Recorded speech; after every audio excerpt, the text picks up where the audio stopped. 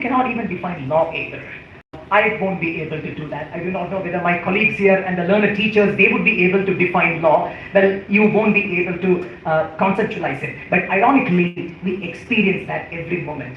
You are sitting in this classroom in a certain order. You are actually complying with a certain law, but you define me that. You define that law, you won't be able to do that. So law cannot be defined as much as many legal concepts like rule of law cannot be defined. It is a funda, and that indefinability is the fun related to this funda.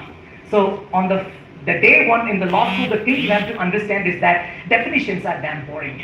Don't become a slave to the sense of the definition. You are not entering the law school to learn anything by heart. You are in law school to imagine things, to learn the art of imagination. So the funda is here that law cannot be defined, and the indefinability of the law is a certain funda here, as much as the lack of a theme is my theme today, as much as the themelessness is my theme.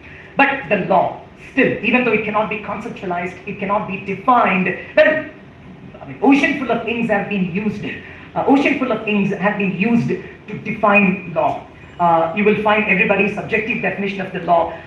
These subjective definitions only create noises, and nothing more than that. I'm not saying every such exposition is a voice, but when these voices combine together, it ultimately becomes a noise. I'm using noise in a conceptual sense in which Professor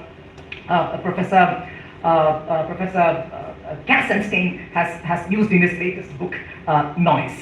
Anyway, but law, even though we cannot conceptualize law, you cannot define law, it is here, it is there, it is everywhere.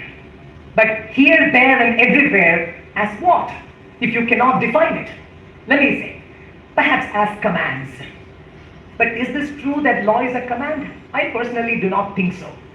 That law is a command. Even though on the day one in the jurisprudence class, you will read a British philosopher, John Austin, that law is a command of a sovereign, but I could find no law which commands. Let me read out to you one of the most draconian legislation ever, the Indian Penal Code, drafted under the